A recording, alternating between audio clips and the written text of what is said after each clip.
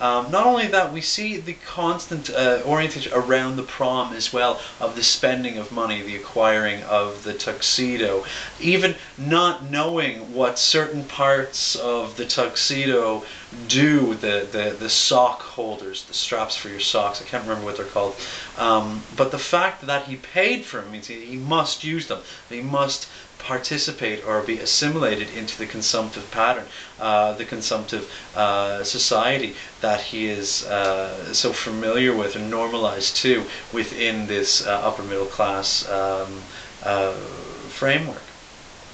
So again, we see these this division of wealth here, okay, and ultimately we can read these as two people who have, you know, lived the American dream. They have succeeded. They have come from nothing. We hear in anecdotes about the past that, you know, the hardships Cliff had to face when he was younger because he didn't have very much money. He was very much a self-made man. And finally, we have race issues. Okay? We have issues in the Cosby Show, obviously dealing with race. First and foremost, we can see the Cosby Show itself, not looking at the episode in particular, but the Cosby Show itself is a sitcom of a black family. Compared to other black sitcoms, or sitcoms with black families of the time, such as The Jeffersons or 227, we see a very different image of life amongst African American communities, or African American family life. In fact, it becomes later during the success of the Cosby Show that it becomes criticized for being too white.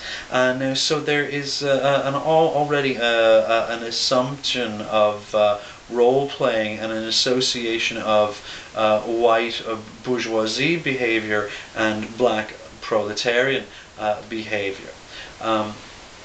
So this diametricism we see is very interesting. Not only that, racism in the Cosby Show is only ever referred to as a thing in the past, or an incident that happened beforehand.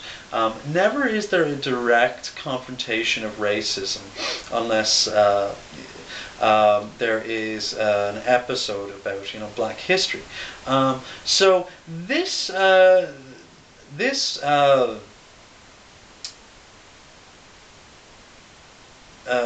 omission, it seems, almost suspends or removes the very social context of America, and that there are overlying issues of racism still having to be faced by people of all classes, and that this possibly provides a false showing of these kind of race divides. But we'll look at that a bit further. I just wanted to introduce the three problems. I'm just going to take a look at the clock now. Okay. So, going back now to this issue of feminism. Well, what we can see in the feminist issues is that the gentlemen do play the role of stereotypical man figures of pursuing women. Not only that, the women each by the end, the dates, the three gentlemen who have the dates, Theo and his two friends, who have dates, by the end of the episode, we see them pointing out how much time they've spent on fulfilling stereotypically female gender roles, like putting on makeup, getting hair done, wearing dresses, all to fulfill the image of femininity. So here there's a presupposed normative requirement of femininity, that the true feminine dimensions are not met unless these things are embraced, that these ritualistic behaviors are followed. The preparation, the dressing up, the makeover, and whatnot. So we see this constantly being preserved, and the attempt at reconciliation. We still see a type of male domination, at least in Theo's role with the girls, as he's very much in control and still attempting to perpetuate the role of wooer, of someone who's the seductive character, and again the stereotypical male role. Not only that, there's people alluding to prom night and sex acts, the expectation of the sex. Sexual encounters on prom night, a very stereotypical or cultural, almost standard, we could say, in American culture or tradition. So moving on with this, so we see these gender roles being preserved. Not only this, what I've already addressed with the gender role between the parental figures, Cliff and Claire Huxtable. What we can see is the presupposition of the female maternal figure. However, what we do see in the Cosby Show is an ultimate negation of this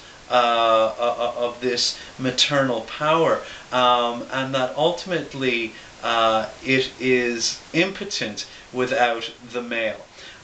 What we do see is by the end of the episodes, any failure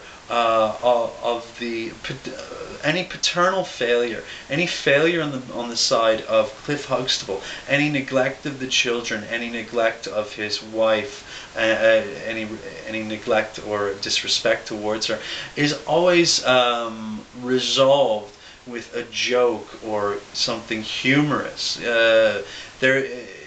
It's always reduced to something comical. Not only that, Cliff Huxtable can resolve these situations, not even things that are necessarily angst-ridden, but even just uncomfortable situations, or he is the problem solver without realism, but reducing to some sort of irresponsible comedic act.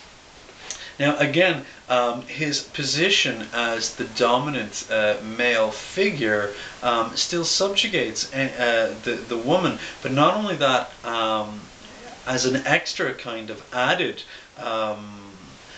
negativity towards the feminist reading, is that even his irresponsibility is more functional and potent than the maternal role in the relationship. That his ability to simply make people laugh and act the fool and meet resolve through these means subjugates and negates women even further.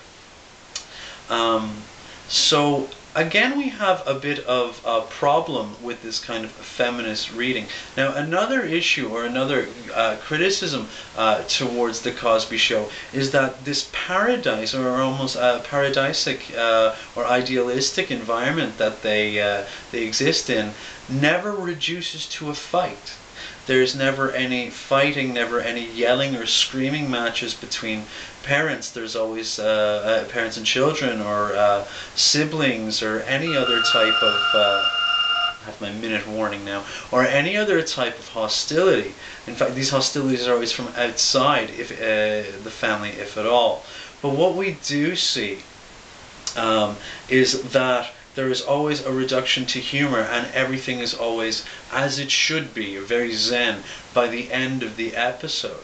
Now again, this seems to be very damaging and very neglectful to life in America, a family life anywhere, because fights do happen, and these things do have to be addressed.